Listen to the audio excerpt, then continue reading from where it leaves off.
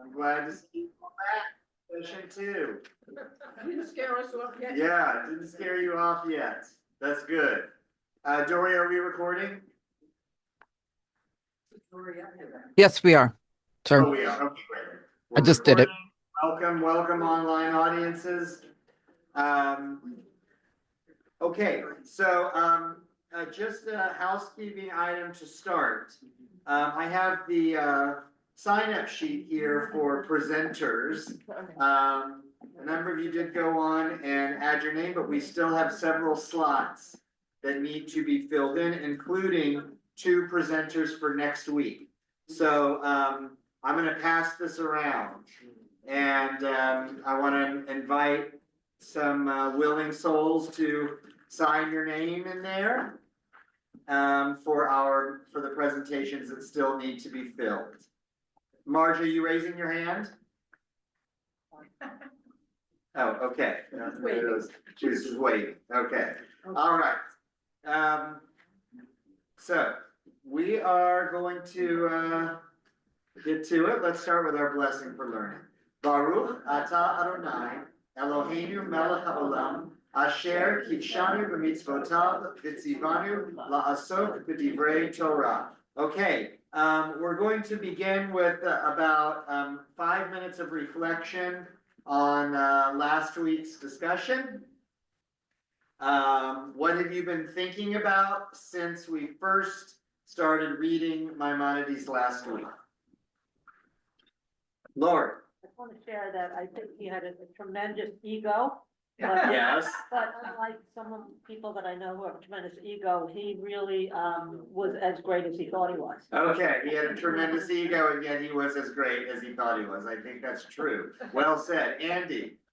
This stuff is very deep. Yes.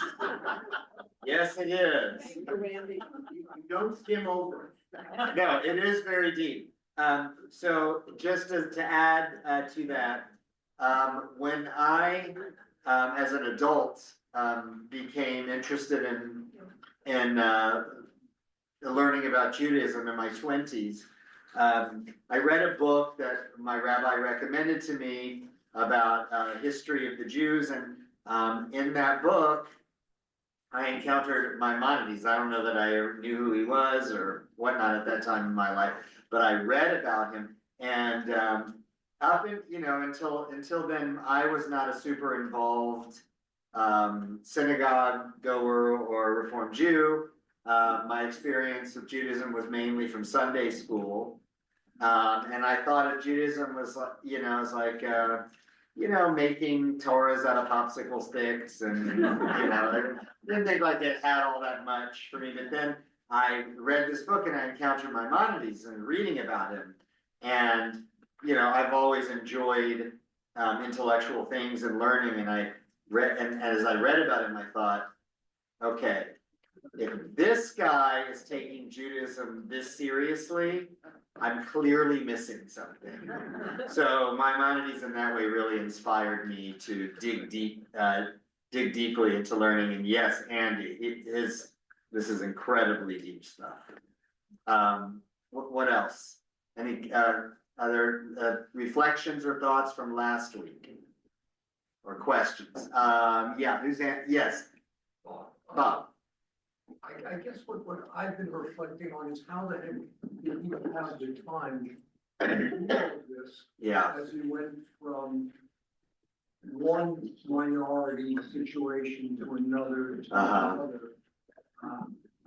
Yeah, Bob, that's a great question. How did Maimonides have the time to do all of this writing? Especially because this was not his profession.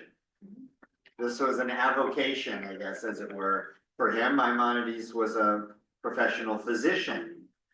So for those of you who are physicians or work in other professions, what your days are like. And then you come home, and imagine then coming home and writing the Guide of the Perplexed or the Mishnah Torah or what. I mean, how did he do it? I have no idea, but that's what makes Rambam Rambam. He is unique. He is an incredible historical genius, and that's why he's endured. His work is endured. Bill. Yeah, I think I raised this last week, the whole point of Maimonides. can you speak up, Phil? I'm sorry. At least what I got out of it last week was that it was important for Maimonides to know God. Knowing God was the goal. Right. And again, I think I asked you this question last week. How do you know you're accomplishing that, knowing God? Okay, good. That's a good question. Yeah. So for Maimonides, it's true. The sole purpose of a human life is to know God. And everything that we do, everything about life is subordinated to that, to aid in the acquisition of divine knowledge. Phil's question of how do you know if you know God? You know, If you know, you know, I guess, yeah. But Maimonides does define it in terms of becoming learned in Torah and philosophy and the sciences and, you know, everything. I mean, so Maimonides was a polymath, you know, he was incredibly knowledgeable about many, many different fields of human knowledge, and that's, I think, what he expects of everybody. So his standards are, you know, are very high, and his expectations of all human beings are very high. He doesn't. He is not a guy, I think, who has a lot of patience or respect for people who don't devote their time to acquiring knowledge of God. Dorothy. I think one of the things that really made me smile and feel like, wow, this is exactly the kind of dream I used to have. Ever since I was a child, and I loved libraries and books. Imagine heaven as a giant library. Yeah.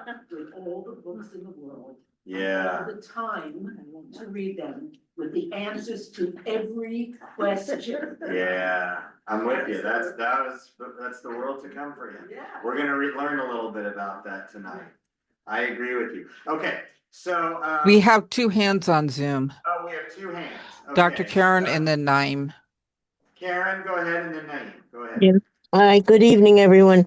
I think one of the points that really struck me was how Maimonides saw the soul and the intellect as intertwined. Yes. Yes, really one and the same. Yeah. Thank you, Karen. Naeem, go ahead. So I guess Maimonides'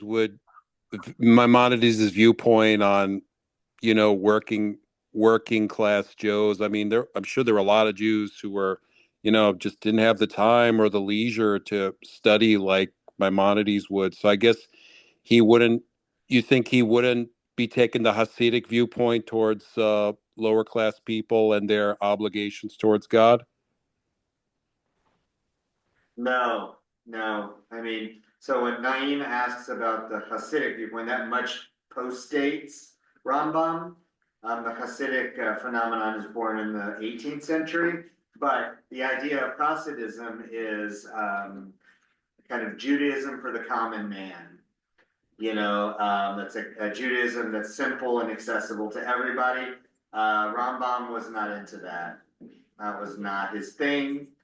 And I don't think he had any, you know, interest or, you know, positive feeling toward that kind of approach to Judaism. As we'll see in, well, maybe here in our presentations, you may have seen in the readings, that he does talk about, you know, the need for social order and such, not only so that because social order facilitates the acquisition of knowledge of God, but also because people who are, you know, ignoramuses or not, you know, capable of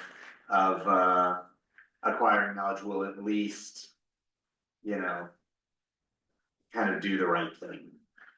But it's like a secondary kind of existence as far as he's concerned, I think. Okay, and so let's see. Our presenters tonight are going to be Andy and Arlene. So Andy, you want to come on up? we're gonna start, Andy. So tonight, we have two sessions on Rambam's commentary on the Mishnah. Tonight, we are going to focus on Perek Chelek, which is an extensive commentary in chapter 10 of Tractate Sanhedrin of the Mishnah. And then next week, so we're gonna learn about that specifically tonight. Next week, we're gonna get into a more general understanding of the Mishnah commentary. Thank you. In the introduction to Perek Chelek, Maimonides outlined the fundamental principles of Judaism, which at the time was revolutionary.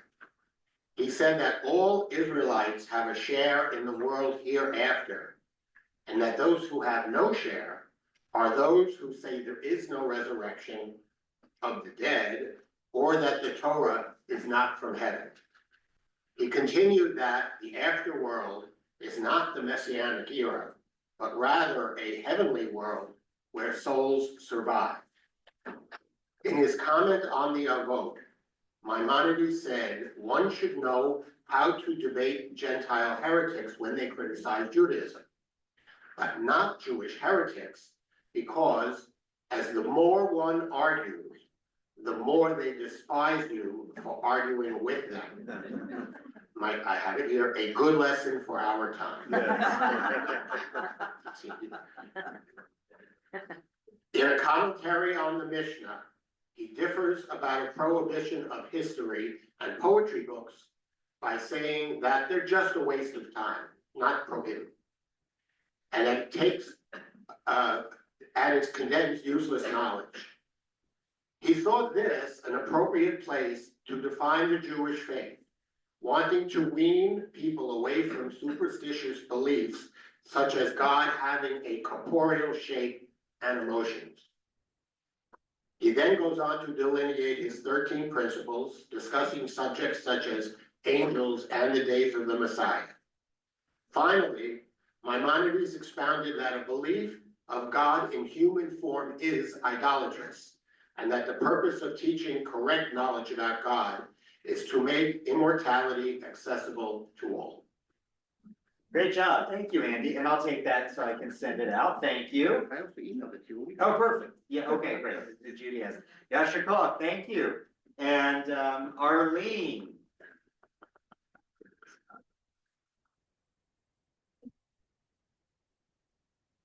Yeah. Okay, Arlene is going to present my outline of the Perek Chelek. This wasn't easy, just getting to understand it. So Maimonides outlines the prevailing beliefs which define reward and punishment in the world to come.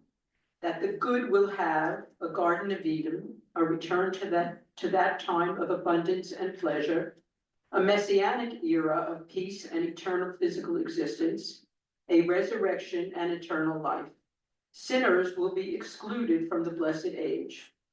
Maimonides believes that these are just the beginning, not the end product. Like rewarding a child for learning the basics before getting to the nitty-gritty, these beliefs will lead us to understand that over time, we will come to love God and serve him without thought of gain, seeking truth and knowledge for its own sake, that those who live by the Torah achieve immortality in the world to come, an existence of pure intellectual and spiritual pleasure.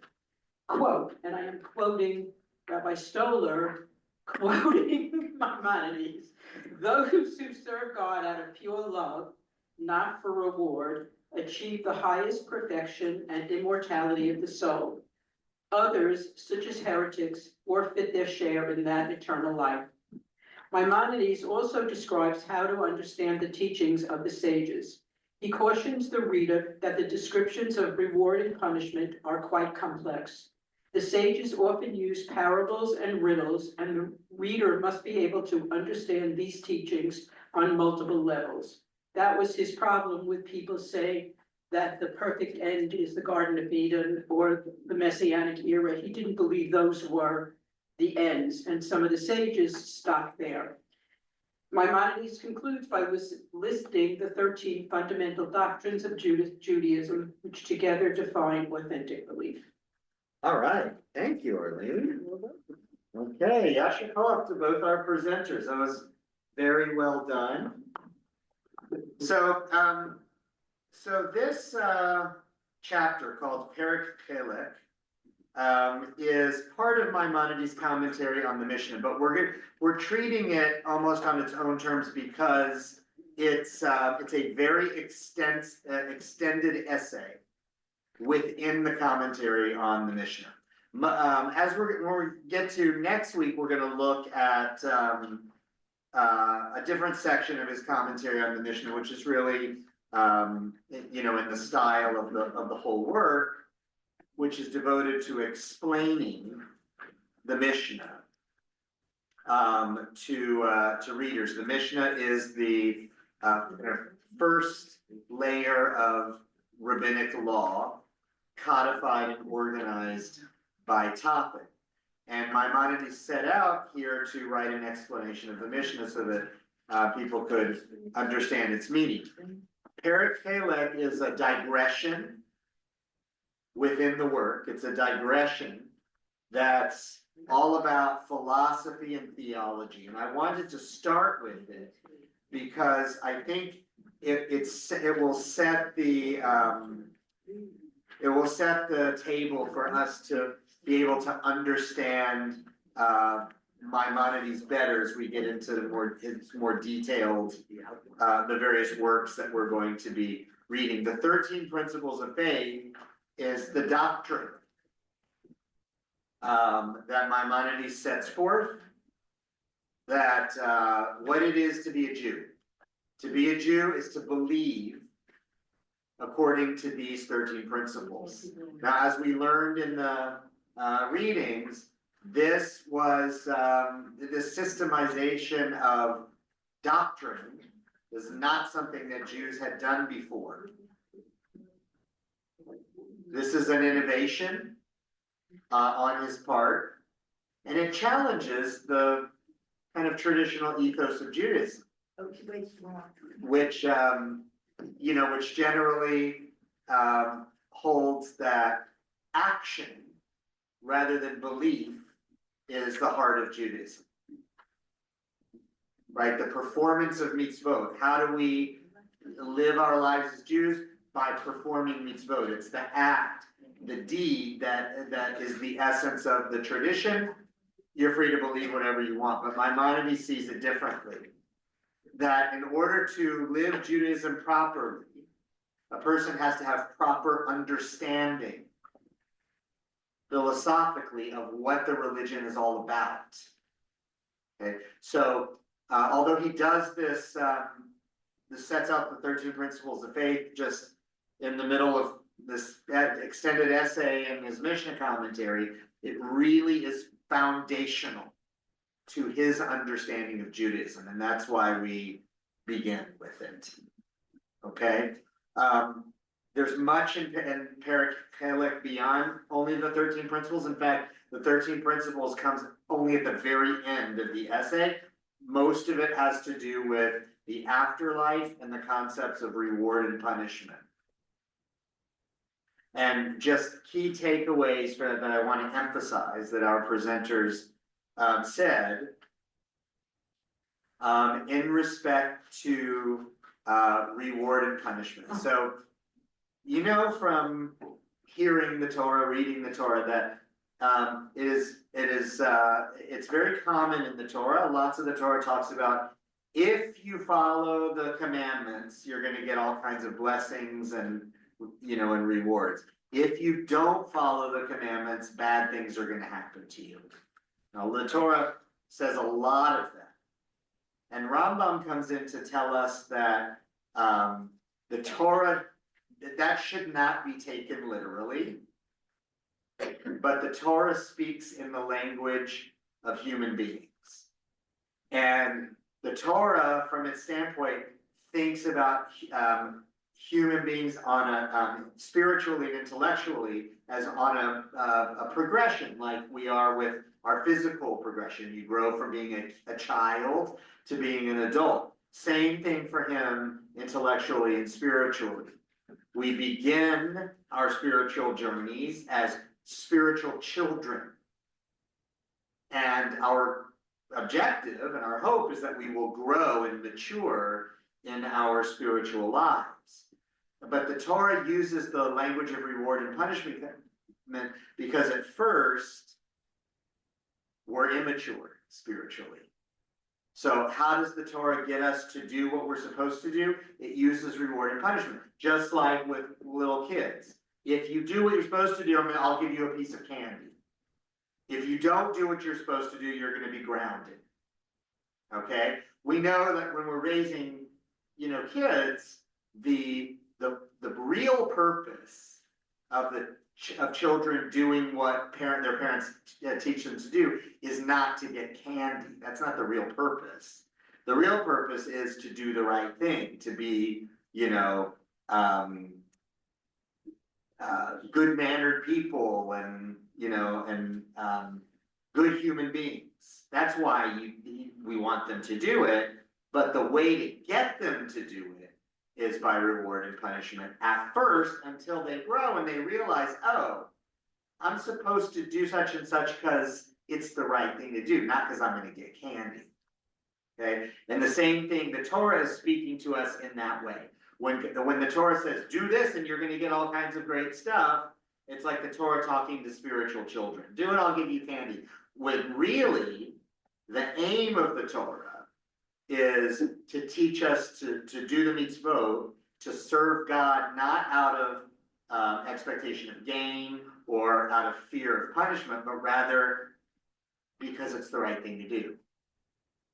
And that's what Maimonides means when he distinguishes between serving God out of fear versus serving God out of love. Serving God out of fear is the lower level, right? You do or don't do things because you're afraid of what will happen if you break the rules. But serving God out of love is, I do this as an expression of my love for God, not because I'm going to get anything or not because I'm going to lose anything, but just because I love God. That's the higher form. Okay, that's one thing I want you to take away from Perek Halak. The other thing, aside from the 13 principles, is the discussion of the afterlife. So he has a very extended discussion about this and talks about all of the errant beliefs that people have about the afterlife. Chief among them, I would say, is that the afterlife, that the afterlife is just like a better or perfect version of what we know.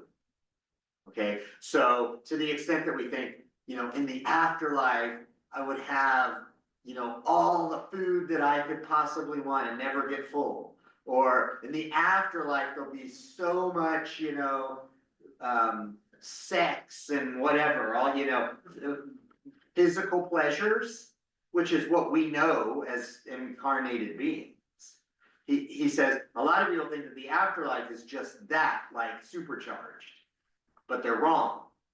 They're wrong because the pleasures that we know as embodied beings are actually nothing compared to eternal pleasure, which is the pleasure, the joy of sitting in the radiance of God and experiencing perfect knowledge. Okay, and then he writes in there that he gives an analogy. He says it's like, imagine like a little kid, plays stickball in the street with friends and thinks like, this is the greatest thing ever. And then he grows up and he becomes a king. It's like the king will never think about playing stickball in the street anymore because what the king has now is so much better than stickball in the street. He says that's the same thing for us. Whatever we have now, whatever pleasures we know in this world, it's nothing. We'll go on to the world to come, and we would never even give another thought about this one because the pleasure is so much greater.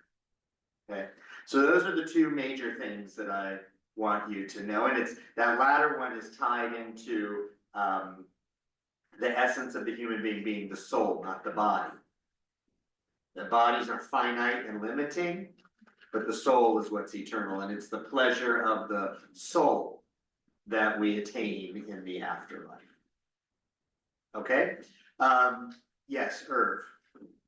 It's interesting because the Orthodox would say, believe that the neshama of the soul leaves the body when the last breath is taken, and that they proceed on to a better life, as Maimonides describes it. But there are a lot of Orthodox people who strongly believe in that whole principle of the neshama dying and going to heaven in the person acquiring a better life.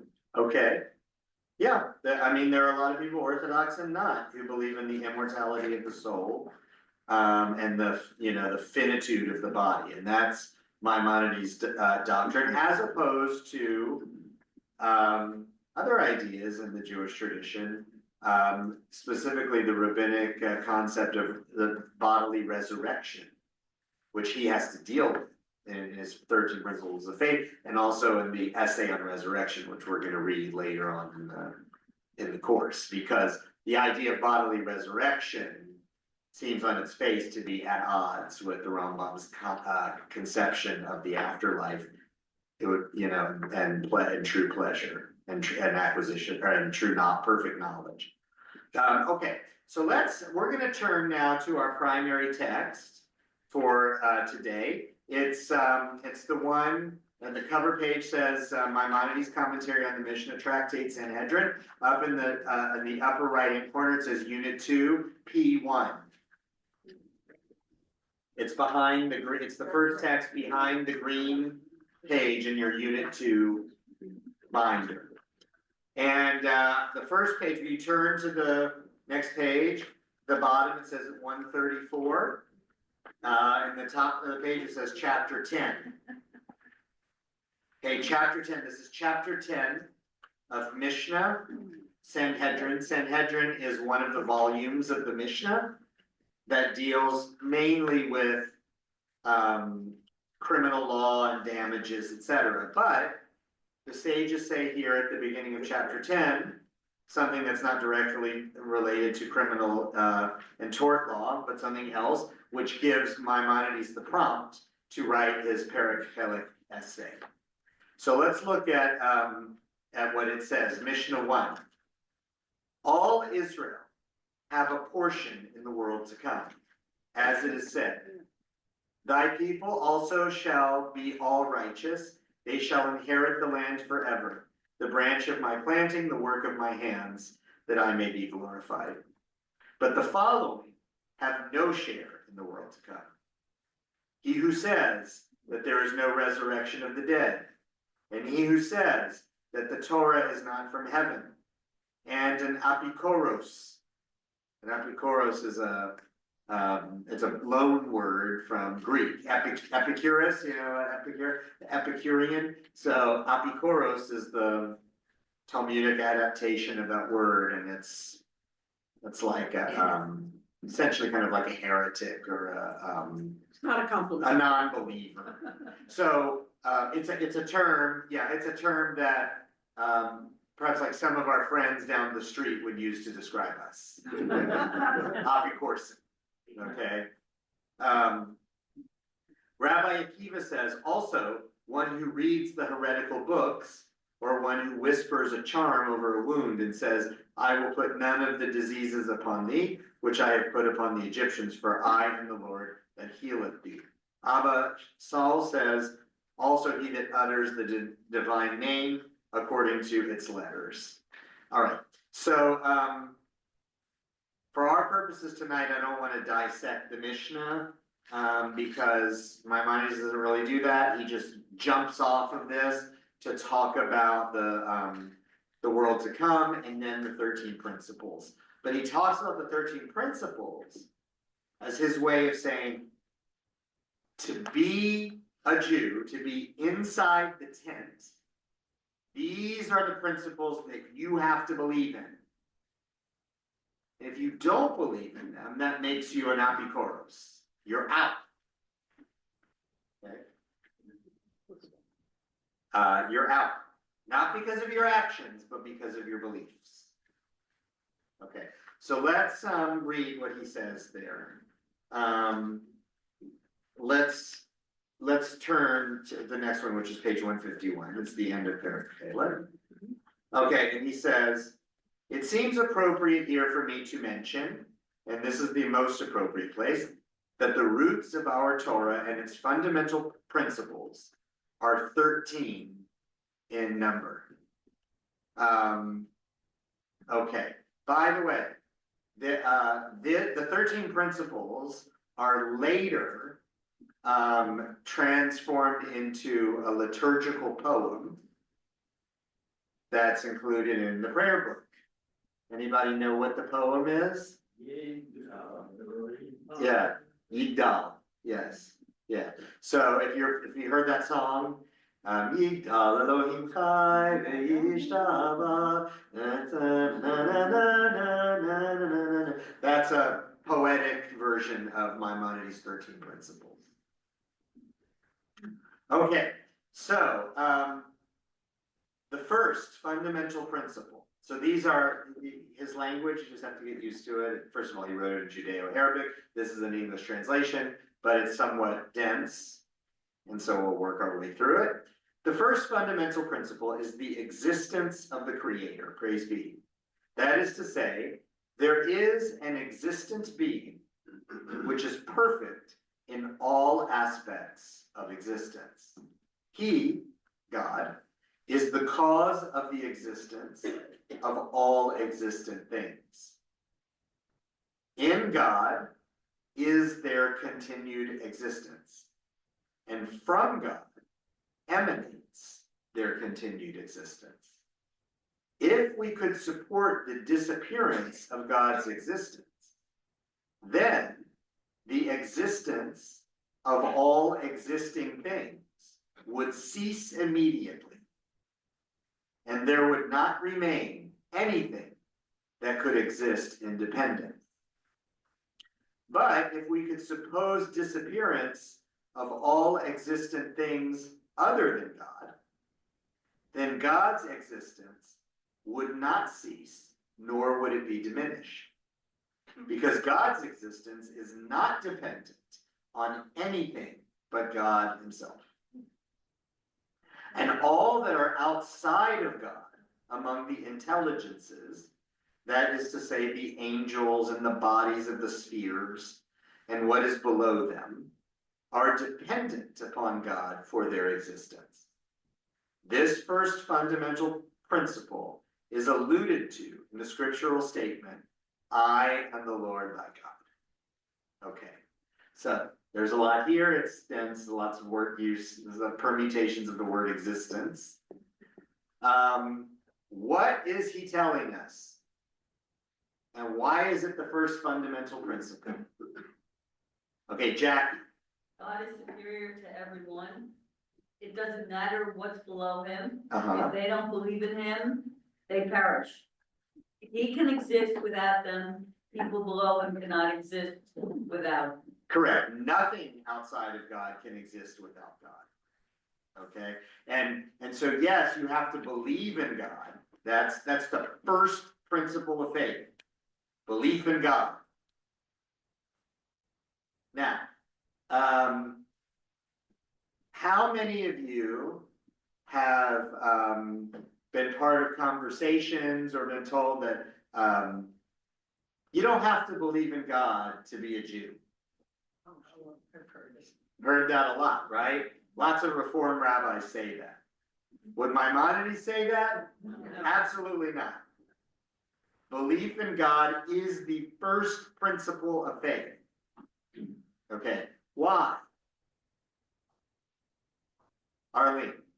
Well, according to him, Yeah, without God, there's nothing, it just falls apart at the seams. correct. Without God, He's the centrality of Judaism. So if you take him out of the picture, or we'll just, yeah, use the him because Correct. otherwise we'll use them and then it's Yeah. confusing. Yes, That without without God, then we're left with nothing, created everything and right. that's it. So if there is no God, then what? There's nothing. He tells us here in the first fundamental principle that God is the source of everything. All existence exists only because of God in the first cause. But without God, nothing could exist. So the fact that you're here, the fact that you exist, is only because God exists. So you see that to hold to a religious philosophy that says there is no such thing as God is completely nonsensical in Maimonides' worldview. So it's a fundamental principle of faith. If you don't believe this, your whole existence is a paradox. David. You know, the problem I have with Maimonides, at least the way you've channeled it to us, is this fixed, unchanging view of God. Yeah. What a fixed, unchanging view of God. If God's existence would cause us, if God were fixed and unchanging, once He's formed the creation, we don't need Him anymore. So therefore, No. I know. Okay. If He's fixed and unchanging. That's what I'm saying. I don't have, you know, it just goes against that view, in my opinion, of Maimonides' view.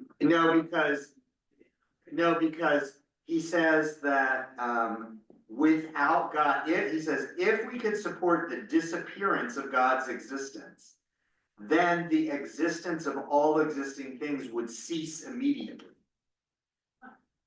So it's not that we don't need God anymore. It's the existence of God makes our existence possible at all times. If God were to disappear, it would annihilate. It would be the annihilation of everything. God, I don't know what an analogy would be like. If you terminate, like, you know, if there's a battery source or something for for the TV or whatever, you know, and then then if that original source goes away, then everything that's dependent on its existence also goes away. You're never separate from it. Okay, Jane. For this, wouldn't you need faith, which is a Christian thing? Because It's not a actually, Christian. for God to exist, you would need man. Because man, I mean, in my opinion, Well, wait, so why do you say it's a Christian? well, I think the existence of God is something that can't be proven. Correct. Therefore, I think that at some point one says it's logical maybe, but I believe it. It's on faith that you Yeah. say that. Yeah, so he's telling us that these are principles of faith. You have to believe this in order for anything else to make sense. If you don't believe in the existence of the Creator, who is the source of all things, and without whom nothing could exist, then you've essentially denied everything.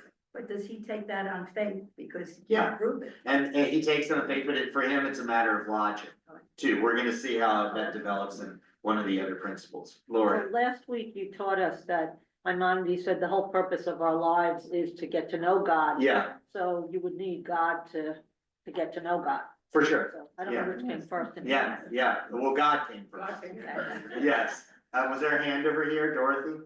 Yeah, maybe I misunderstood something earlier on in the readings, but I thought one of the characteristics that he was interested in is that in Judaism, we don't require a belief in God, a faith. We judge our Judaism by our actions. No, that's not Maimonides' view. That's other people's view, but not his. Correct. We can have a Lynn. hand online on Zoom. Okay, go ahead, Lynn. Lynn. Hello. So, I'm like both classes. I'm just amazed at how much Plato is here. Yeah. And I feel like understanding Plato and like the world of the forms, you know, and the allegory of the cave, really helps me understand this. Can you give us a quick statement about what you mean there? Sure. So Plato says everybody knows the allegory of the cave, right? Everybody, there's a bunch of people living in a cave. They can only see the shadows on the wall, but they think it's real because they're schmucks and they've never seen anything else. Um, and then somebody gets freed, and they go. They're freed, and they're able to. First of all, they look around and they realize that they're in a cave, and then they walk out. They see that the shadows have been cast by puppets, ceramic vessels which are still in a cave, but they're three-dimensional, right? They're real. And then he gets outside, and at first the light is so bright that all he can do is like look down and see like the light reflected off grass and things and trees. And then he sees a body of water, and he sees the sun, but it's reflected, right? And finally, this person's able to actually look up eventually and see the sun, right? And Plato says that the world is basically divided between like the physical and the metaphysical, right? So our bodies are all shadows of larger forms that are the ideas, and that our bodies, even though they feel real, they're less real than the ideas. Yeah. And the Yeah. highest idea is God. And Yes. everything emanates from God, although he doesn't call it God, he calls it the good. Yeah. And And Maimonides calls it the creator. exactly. And Yeah. also in the symposium, sort of the climax of the symposium is Socrates talking about how um, the way to learn to love the good is to love each other, basically. And your physical form, if you can learn to love a person, you can learn to love humanity. If you can learn to love humanity, you can learn to love the world. If you can learn to love the world, you can learn to love creation. If you can learn to love creation, you can learn to love God. There's this ladder that you ascend. Yeah. Yeah. And So that is what Maimonides is talking about. And when here he talks about the spheres, the bodies of the spheres, I believe he's referring to the Platonic spheres, the idea of, the perfection of all things, that everything, exactly. and we saw this in Paul a little bit in the last class when Paul, remember we talked about like there's, for everything that we know in the earth, there's like a perfect idea of it in the heavens, and everything that we know is just a pale reflection, an imitation of it or whatever. So, and all of those things for Maimonides, even the forms derive from God, which is at the very top of the chain, the creator of everything. And we have to believe it. And notice he identifies the source of this principle of faith is the statement in the Ten Commandments, the very beginning of the Ten Commandments, I am the Lord your God. Okay, it's not even a directive, it's a simple statement. I am the Lord your God, and everything flows from that. Now, when we get to our next unit, we're going to start by looking at Maimonides' Book of Commandments, where he enumerates the 613 commandments. And a spoiler alert, see if you can figure out what is commandment number 1. To believe in God. That's right. To believe in God, commandment number 1, because all of the others flow from that. If you don't believe in God, there's no source of anything. All right, so let's move on to the second fundamental principle. He says the second fundamental principle is the unity of God. That is to say that God, who is the cause of everything, is one. Not like the unity of a genus, and not like the unity of a species, and not like an individual entity, which is a compound that can be divided into many unities, and not like a unity like the ordinary body, which is one in number, but which can be infinitely subdivided and partitioned. Rather, God may be exalted is one, and God's unity is such that there is no other unity like it in any manner. This second fundamental principle is alluded to in the scriptural verse, Shema Yisrael Adonai Eloheinu Adonai Echad. Hear, O Israel, the Lord is our God, the Lord is one. Okay, so what is the thrust of this? What does he mean, Arlene? Well, it seems that he is negating the basis of Christianity. Okay, Because it of would. the unity of one, where the Christian faith is a unity of three. Right, correct. So that he's moving that right off the table. For sure. So yeah, this would absolutely negate the Christian theology. It would also negate what in Judaism? Well, idolatry, but yes, but more specifically on this unity question. What would it negate that's like Christianity? The three is one, but it's in Judaism. Trinity? The No, Trinity. that's The Shekinah? well, Shekinah is kind of part of it. Kabbalah, mysticism. Okay, because Kabbalah holds that there are 10 sphirot, 10 aspects of God, of God. And Maimonides rejects that outright because he rejects the idea that God is in any way divisible into anything. And in that way, God's unity is a radically different kind of unity from any other unity that exists, anything else that we could possibly know. Because when we say one, God is one, you know, the simple reading of that is what? Like when you're a kid and you learn that God is one, what does that mean to you? There's one God, right? There's not two, there's not three, there's not four, there's one. But he's telling us here, that's not the meaning. I mean, yes, there is one God, but that's not the meaning of it. It's not counting how many gods there are. It's speaking about the nature of God. That God is a perfect unity that's unlike anything else. So now if I say here, I've got one book, and this book is a unit of one, right? It has integrity as one thing, okay? But what could I do with this book if I wanted to? I could divide it up. I could cut it up, you know, and then the one of the unit would cease to be a unit, and it would instead be multiple things. You could do that with absolutely anything and everything, except God. And in that way, this makes God radically different from anything else in all of existence. There is nothing like God.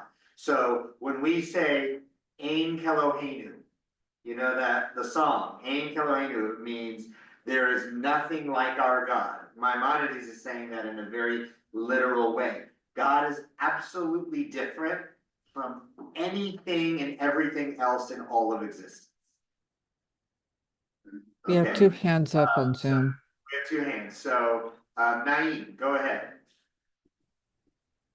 So my first question, I got two questions. My first question is, Maimonides has this belief, this is a fundamental principle, even though there are 70 different names for God in the Torah. And then my second question is, isn't this kind of a precursor to Spinoza's philosophy that everything lives and moves in God? Yeah, on the Spinoza, so yes, but Spinoza's God, I think, is smaller than Maimonides' God in the sense that Spinoza is pantheist, like all of the world and everything that we know of is God. And for Maimonides, yes, that is true, but God is also beyond that. God is radically other. So while the world is certainly part, you know, is, I mean, it is, we are in God and such, as it were. He's going to talk about that in one of the principles. God is much bigger God is infinite. Okay, and then on the question of the 70 names, it's a good question. I'm sure that he writes about that in the Guide to the Perplexed.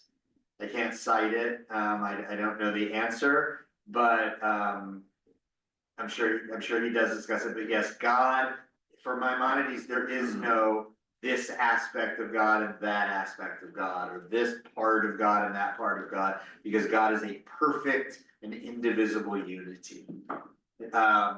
Okay, Karen and then Dorothy. Go ahead, Karen. Yeah, I'm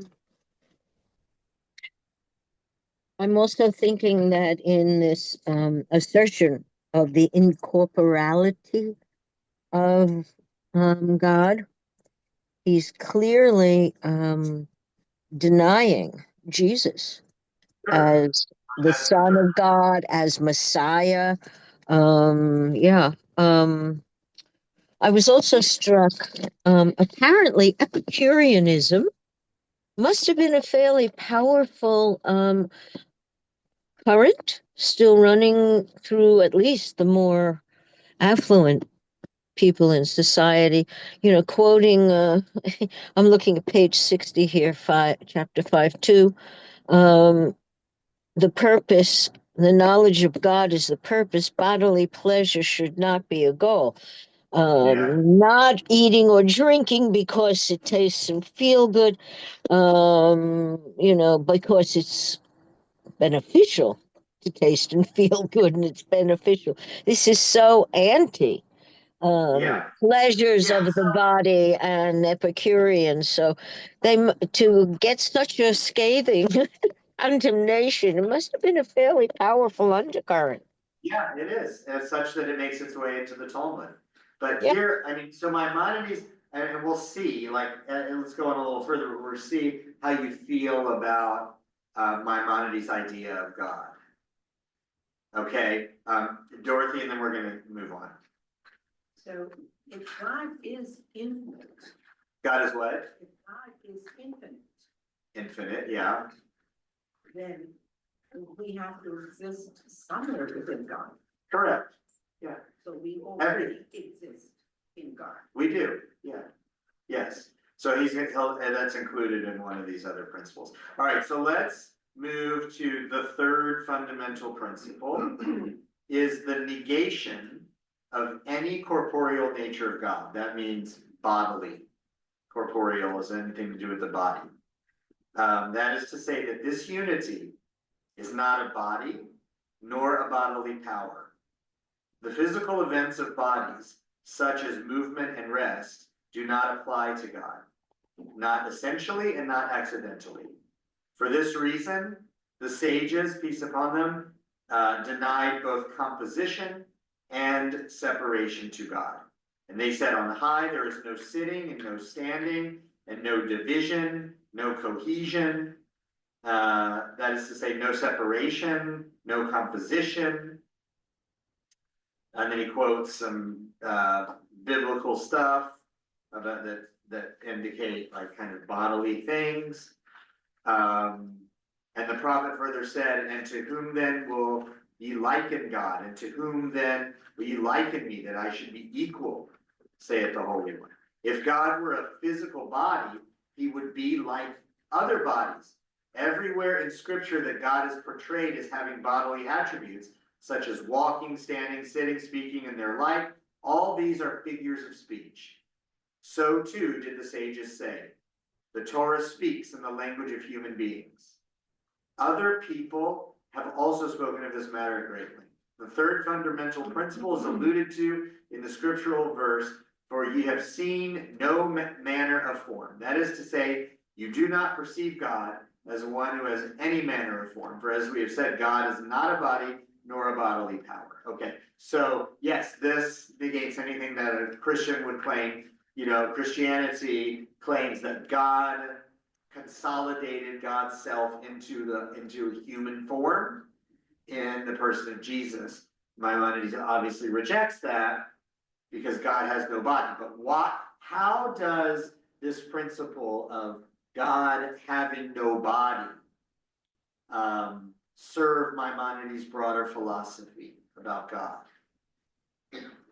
Ed? Well, he's forever, he's everywhere, he's essentially indestructible. Indestructible. But what I'm perplexed with, until we get to the guide, of course. Yeah. Is if Adam and Eve were created in the form of, in God's image, Yeah.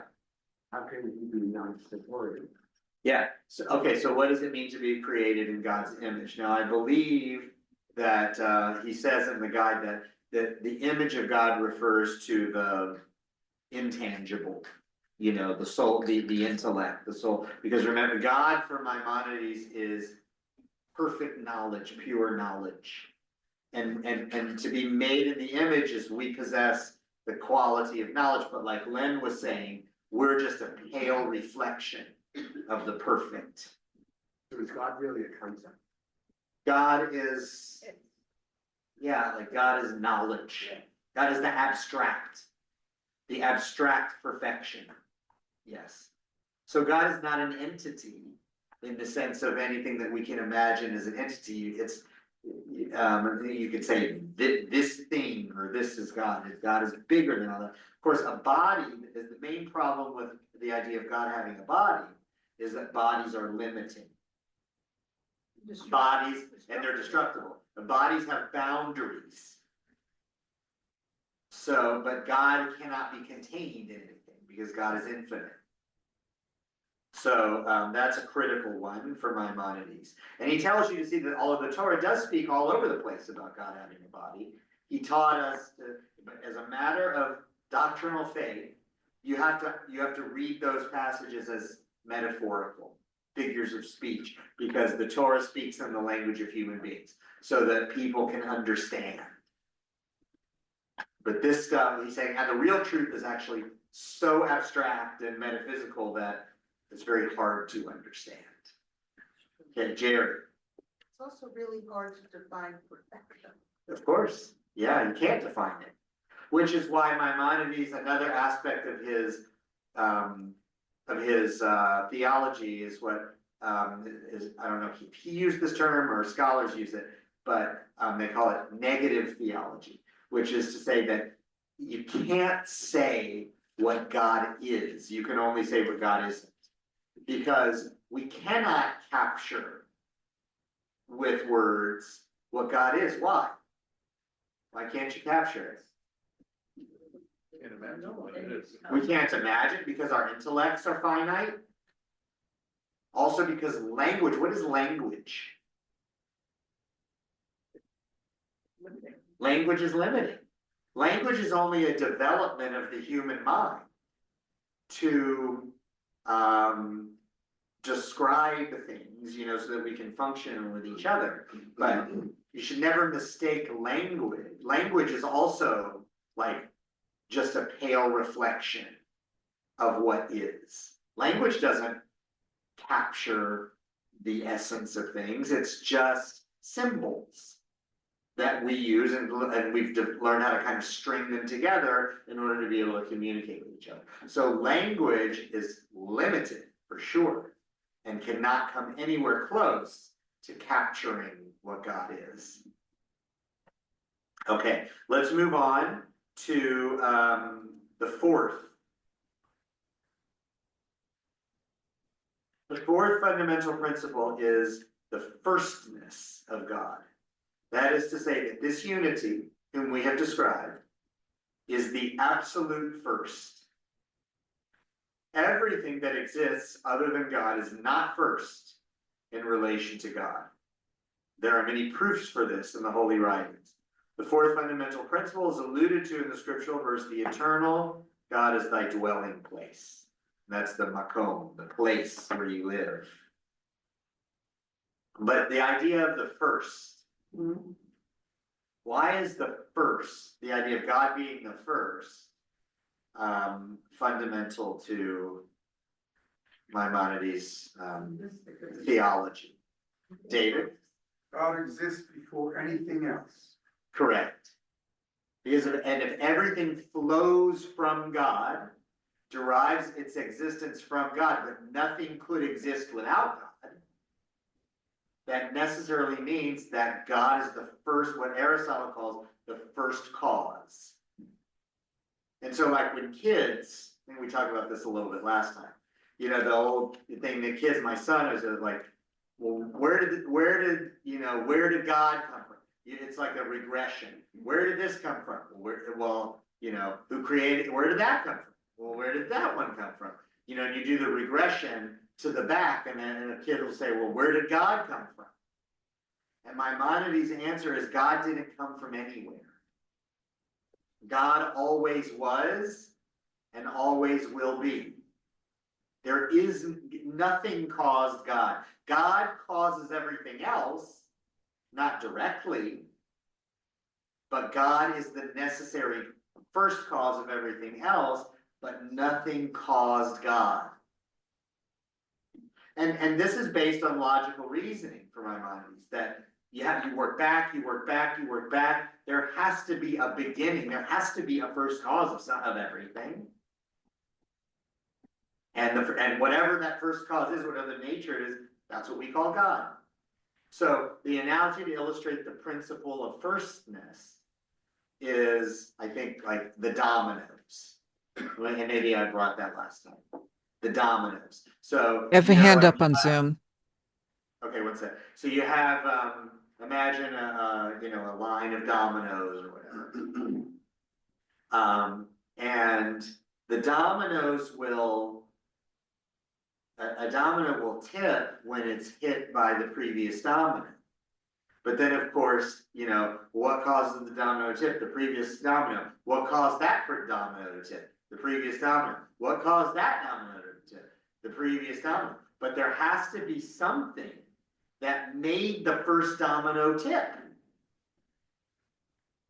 That's the first cause. That's God. Okay, so Lynn, go ahead. Maybe it's reductive, but it's if something created God, that would be God and not God. Exactly. Yeah. That's right. So God is the creator. Whatever you identify as the original thing, that's God. Okay, David. The 13 features of Hashem, which he says to Moses, Uh-huh. are they parallel? Is he now trying to create 13 things that we as Jews have to say? You know, there must be some sort of parallel between them. The Adonai, El Rahum. The 13 features that Hashem has picked us. So is he trying to say these are the 13 features that we as Jews have to balance? I don't think so. I understand the question. Are these reflective of the 13? Well, they're very different, but They're very different. Is he trying to come up with, just with 13? I don't know. I'm not sure how he came up with the number 13. If he was trying to hit 13 and then develop them, or if he just developed the principles and they amounted to 13. But on the point of the Adonai, El Rahum, Adonai, God, merciful and gracious, extending kindness to that's in the Torah. I believe that he says, and he may not even be the only one to say it, or the first to say it, but that the only reason we can say those things about God is because the Torah itself says it. God himself said it. Were it not for that, we couldn't say it. So like God describes God's self in those attributes, and that's how we know it. And it's in our liturgy and whatnot, but were it not for that, you couldn't say those things. Okay, Andy. A million years ago in a physics class, I asked this question, and I kept saying, well, it goes back to that, and then there was the Big Bang, and what was before that? Yeah. There had to be something at the beginning. Had to be something. And my physics professor said, no, we just can't understand that there doesn't have to be something first. Now, here he's saying that, but I remember having this, as I said, 60 years ago, 5 years ago. Yeah. That the professor said, we all think there has to be a first, but there really doesn't have to be. And I'm not sure, to this day, that I get. Yeah. Well, Maimonides he essentially says the same thing, like, we can't understand what firstness is, but there is a first. So he would disagree with your professor in the sense that there is ultimately a first, and that's eternity, and eternity is God. Just a similar. Yeah, so like my son asked, well, what caused the Big Bang? And you just, keep going back because they like to, well, what caused that? And Maimonides says there is an ultimate answer, and not that we can capture what that first thing is, but we use a word. We use the word God. That word doesn't capture what God is, but we're imperfect human beings. We use language. That's how we communicate, and that's the word that we came up for. Okay, let's move on to the fifth principle. Okay, the fifth principle is that God is rightfully worshipped and aggrandized, and that God's greatness and obedience to God be made known. This should not be done to whatever is beneath God in existence, such as angels and stars and planets and elements or anything which is compounded from them, because all of these have nature which determine their actions. They have no mastery nor free will, but only a love for God. May God be exalted. They should not be used as intermediaries through which one can draw nearer to God. Rather, our thoughts should be directed toward God, and we should leave aside everything else. This fifth fundamental principle is a warning against idolatry, and most of the Torah is concerned with this warning. Okay, so that's pretty self-evident. Human beings throughout time have identified things, that they see as more powerful than them, and say, we will worship this thing. But anything that would be worshipped is by definition subordinate to God, and therefore to worship anything else but God is idolatry. It's worshiping the wrong thing, the thing that is not the cause of everything. It may be a proximate cause. So if you were to worship the sun causes lots of things, to be. And in that sense, the sun is a cause of other things, but it's not the ultimate cause. So if you're worshiping the sun, you're worshiping something which has a greater cause that caused it. And you're committing the sin of idolatry. So you can see that this God, if you imagine it's like a chain of things. Maimonides' God is very, very, we live within God, but this God is also very, very far removed, like at the beginning of the chain of dominoes. So that's the first set. Let's pause there and take a couple of comments. I'm going to take 3 comments, no more than 3. We got one on Zoom. I'd like to hear from 3 people who have not commented yet.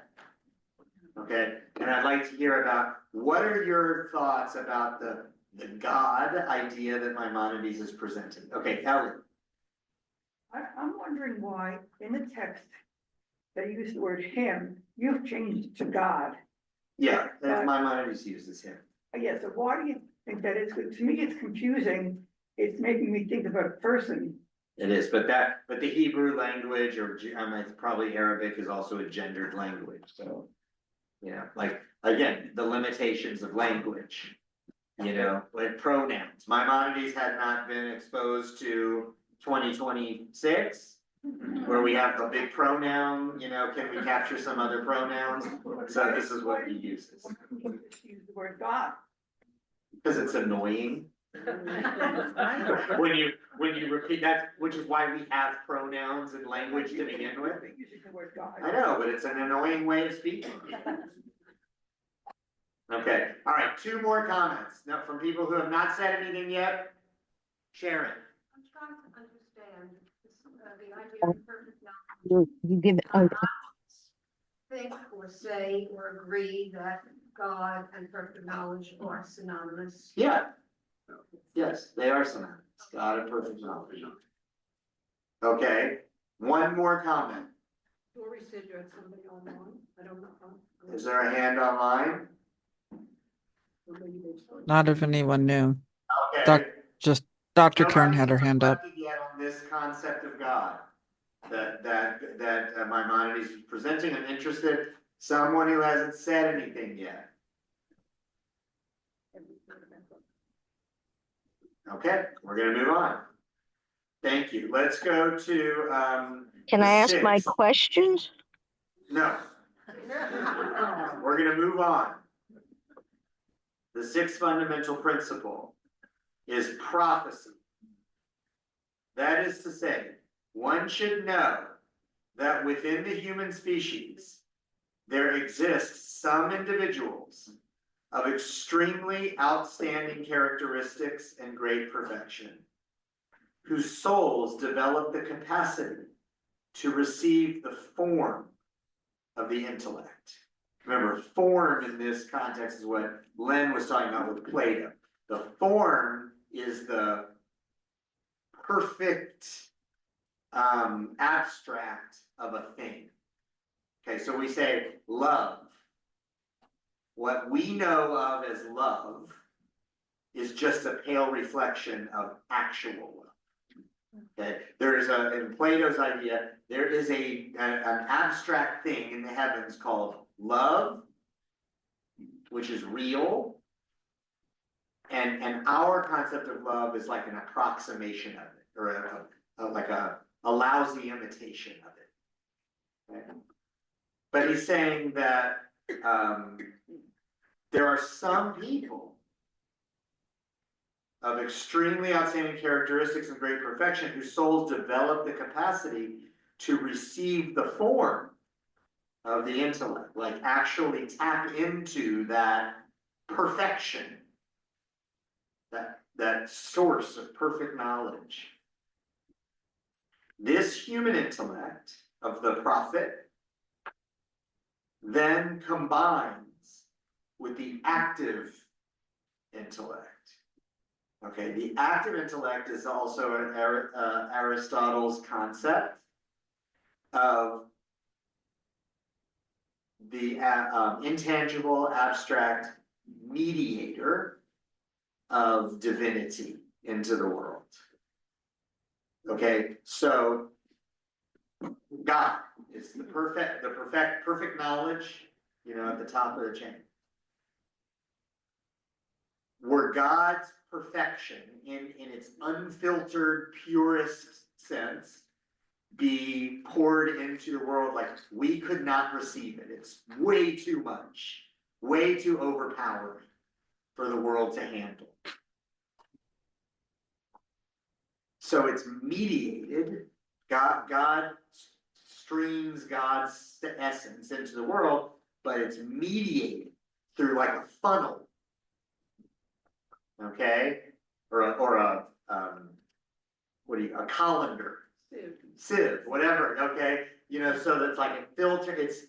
And then what pours into the world is just like some of it, or if you're using the mirror, and it's like something the light of the sun reflecting off the mirror, and then us seeing the light of the mirror. Okay, the active intellect is the mediator, is the funnel that enables us to perceive God's essence through the world. So he says the prophet, the person of this extraordinary capacity, has the ability to kind of tune in to the active intellect and receive the flow in ways that ordinary people can't. And from it, there emanates over them an exalted emanation. These are the prophets, and this is prophecy, and this is its meaning. A full explanation of this fundamental principle would be extremely lengthy. I write about it somewhere else. He does write about it in the guide. We're going to read, when we read the Guide to the Perplexed, we're going to read a section about prophecy.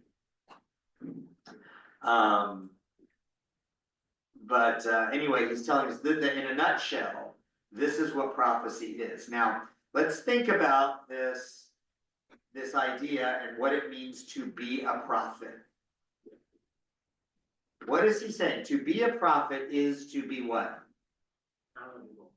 To be knowledgeable. In the extreme. A transmitter. A transmitter.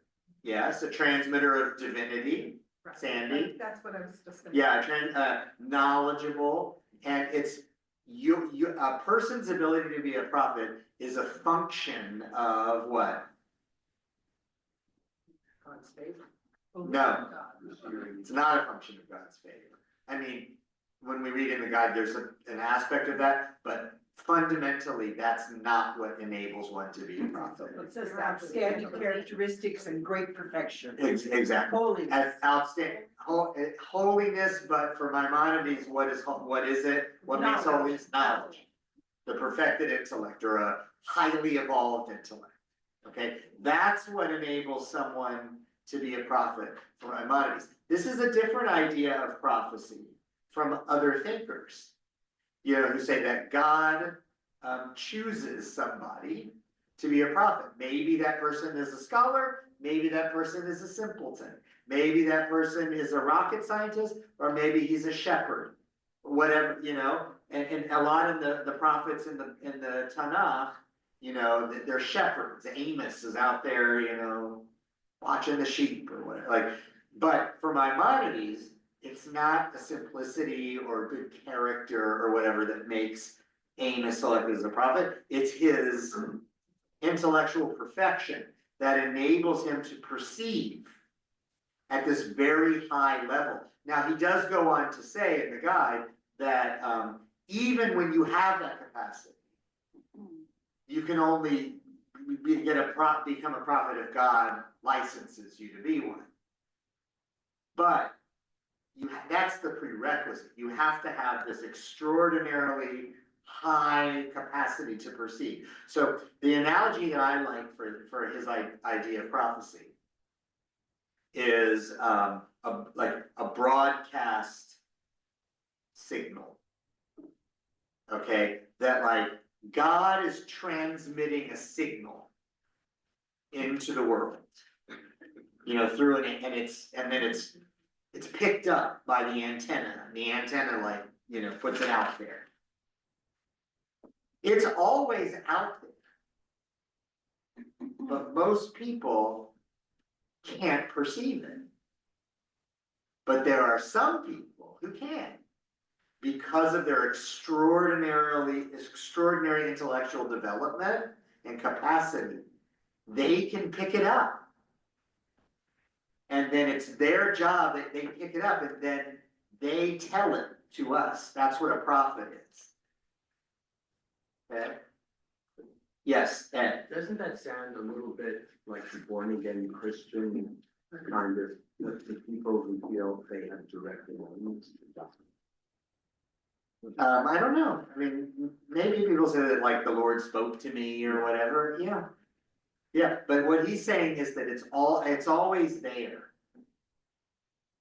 And that it's theoretically, it's there for everybody to pick up. It's just that most people don't have the capacity. As opposed to God saying, I like you for one reason or another. I like you. I'm going to give my message to you, and you're going to go give it out. What is it? Is there Yes. any predetermination in this concept? In other words, did God choose Moses? Well, he goes on and says in the guide, well, that's one of the principles here about Moses. So let's see what he says about Moses. The seventh fundamental principle is the prophecy of Moses, our teacher. That is to say, we should believe that he is the father of all the prophets that preceded him and that followed him. Not that the biological father, but he's the king of all prophets. All are below him in rank. He was chosen by God from all of mankind. He reached a greater understanding of God than any man who ever existed or will ever exist will be able to reach. He attained such an extreme state of exaltedness above the level of a human being that he reached to the level of a celestial being and became established at the angelic level. There was no curtain which he did not pierce. No physical impediment held him back, and no defect, whether small or great, troubled him. The imaginative powers and sensations were separated from him in all his perceptions, and his power of lust was silenced.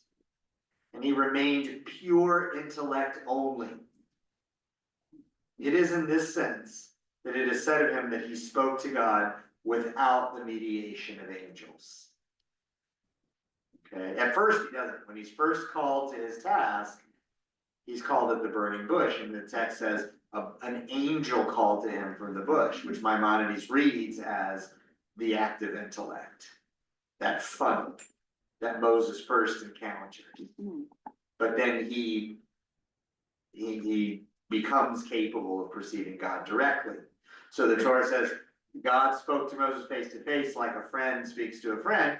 Rambam tells us you don't take that literally. Moses isn't like looking at God and talking face to face, but what it means, it's a figure of speech to say that Moses perceived God's revelation perfectly clearly with no blockade, nothing. Okay, and Moses is then the transmitter of the Torah. So the Torah is God's pure word as given through Moses. Now, let's turn to the next page where he talks about the differences between Moses and other prophets. Okay, so on 154 there at the top he says, the first difference is that every prophet, no matter who, was only spoken to by God through an intermediary, but for Moses there was no intermediary. The second difference is that every prophet only receives his vision while he's asleep. As it's stated, he in dreams and visions and whatever. But then down midway through the paragraph, but the word came to Moses in the daytime when he was standing between the two cherubim as God had promised him. So all other prophets, Moses is radically different from all other prophets. Another analogy that I think he uses elsewhere is that all other prophets received their prophecy through like an opaque glass. So you're looking through an opaque glass. So the prophets perceive the word of God, but it's fuzzy. Whereas for Moses, it's perfectly clear. Okay. The third difference is that when a prophet receives a vision, even though it is an apparition by means of an angel, his powers weaken and his bodily frame becomes disarranged. And an overpowering fear falls upon him as if he was going to die. But this, down 3/4 of the way down the paragraph, but this was not the case with Moses. Rather, the word came to him and no weakness occurred to him at all. Okay? And then the fourth difference on the top of 155, the fourth difference is that the vision does not come to all the prophets at their own desire, but only at the will of God. A prophet may wait for a number of years without a vision coming to him. But Moses, however, Moses, our teacher, was able to say at any time that he wished, "Stand ye, that I may hear what the Lord will command." So Moses could just approach God, tap into it immediately. Okay? So this is what makes Moses different and why the Torah is the most important sacred books that we have. Because, the Tanakh consists of Torah, Nevi'im, which is prophets, and Ketuvim, which is the writings.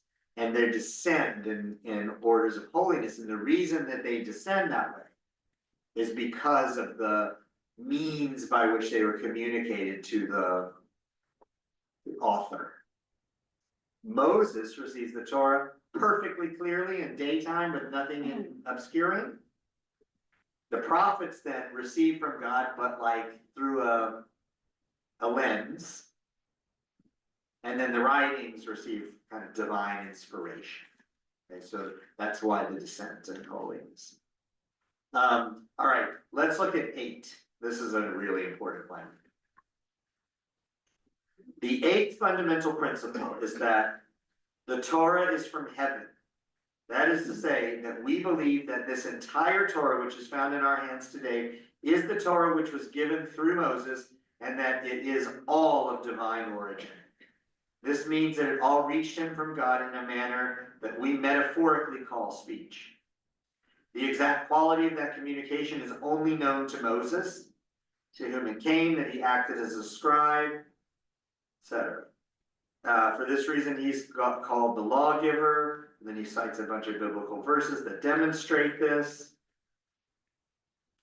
Okay, so, and then, but right above the next bolded thing where it says the Torah is not from heaven, this is the precise meaning of the phrase, the Torah is not from heaven. Remember the Mishnah actually that we read at the beginning said, who does not have a share in the world to come? People who say that the Torah is not from heaven. He explains this. This is the meaning of the phrase, the Torah is not from heaven, which the sages interpret to refer to one who asserts that the whole Torah in its entirety is from God, except a particular verse, which he maintains was not uttered by God, but by Moses himself. There are some medieval scholars who say that. Because, you know, the Torah says Moses died, right? And then it has a couple of other sentences. So there are medieval commentators that say Moses wrote the whole Torah except for that last part after he died. Rambam is saying, no, the entire Torah was spoken to Moses, and that is a principle of faith, and you have to believe that. Now, for the medieval scholars who say that the whole Torah is written by Moses except for the very end, that is the beginnings of what? Gospel, no. Kind of Reformed Judaism. Yes. Coming from, that's the word. It's the beginnings of biblical criticism. The field of biblical criticism, which is to look at the Torah and use means of science and history and all kinds of things to understand it as a compositional work, rather than just saying this is what God said. Okay. Now, biblical criticism as a field of human knowledge doesn't really develop, you know, until the 19th century. Yeah, but the early medievals, Abraham Ibn Ezra being one of them, in the 11th century, said this thing about there's like 3 verses or something that Moses didn't write. That was the first sense that people had that, like, wait a minute. This idea that God gave the Torah to Moses, I know, yeah, but maybe there's a little more to that. That was the beginnings of it. And now, of course, from 19th century on, and Jews like us, say, we use science, we use linguistic analysis and, you know, historical, you know, and archaeology and historical dating and all kinds of things to try to understand where this text came from. But Maimonides holds the line here and says that it's a principle of faith that the entire Torah came from God. If you deny that, you're out. That is a fundamental principle of faith, which puts Reformed Judaism in some bad stead with Rambam. Okay? I'm sorry, I want to just at least touch on the other principles before we run out of time. So let's do that, and then we can, you know, I'll stick around for some questions. Let's look at the 9th on the next page. The 9th fundamental principle is the abrogation of the Torah. That is to say that this Torah of Moses will not be abrogated, and no other Torah will come from God. One may not add to it nor delete from it, neither in the written nor the oral Torah. The Torah is perfect. And we say that in our liturgy, actually.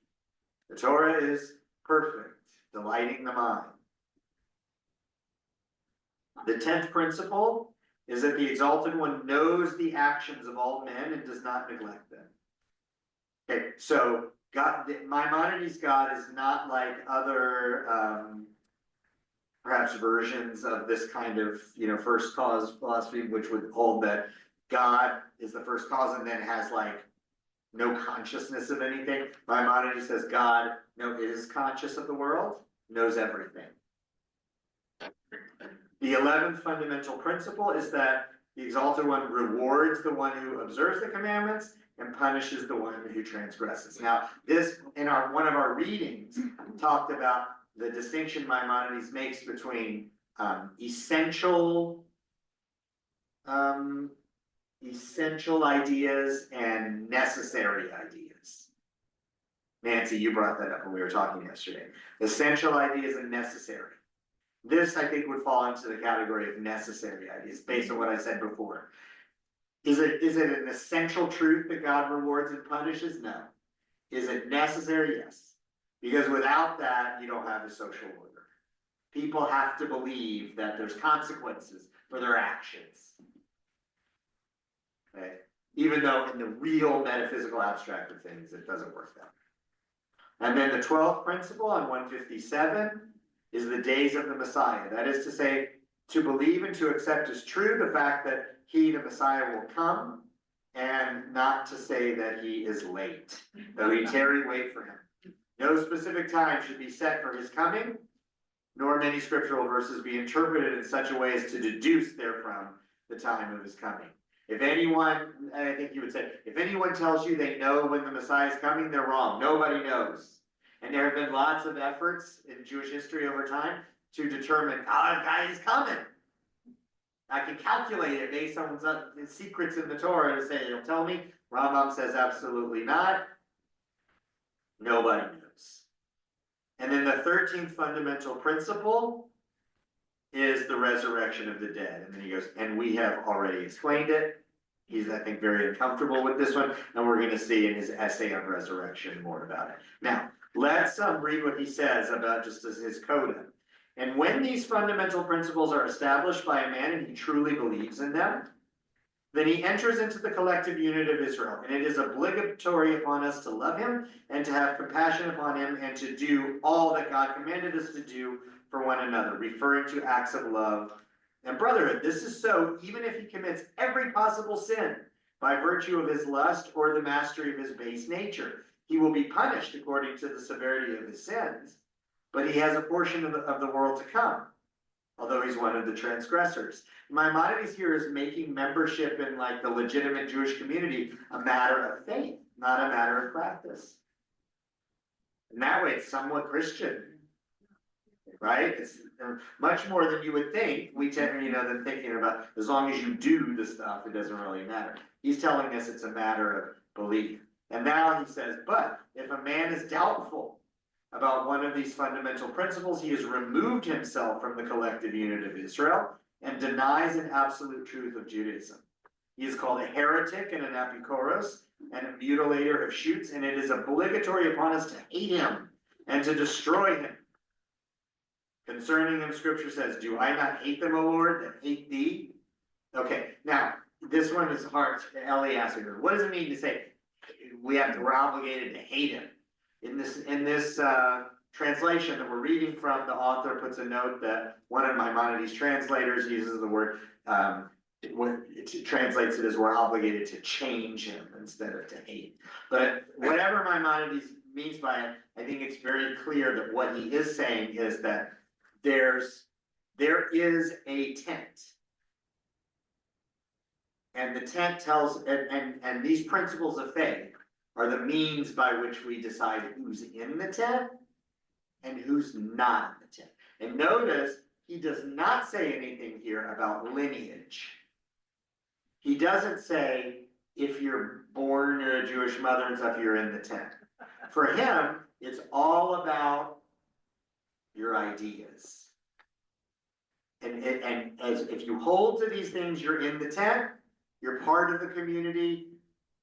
If you deny them, you're outside the tent. You are separating yourself from the community. So he is presenting here what we call, and with a small o, an orthodoxy. Okay? An orthodoxy means a correct way of believing. Okay, so Maimonides is not a pluralist. Okay, Eric. But does it start, does this Venn diagram start with the people who are described as having the lineage and then? Yeah, I think so. Yes, yes. So yeah, he's not saying someone who believes these things but does not meet the halakhic definition of a Jew would count, but just meeting the halakhic definition of a Jew does not secure a place in the tent for you. You have to believe these things. All right, so what is your reaction to the 13 principles? Dave? I'm wondering why Maimonides he spends these 10 years of effort on creating a commentary on Jewish law. Yes, But his principles are not about adherence to law. correct, It's about belief and faith. yes, It's like, that gets you in the tent. Acting on the 613 commandments is like, you're up at bat, that's it. well, yes, but you do have to do them.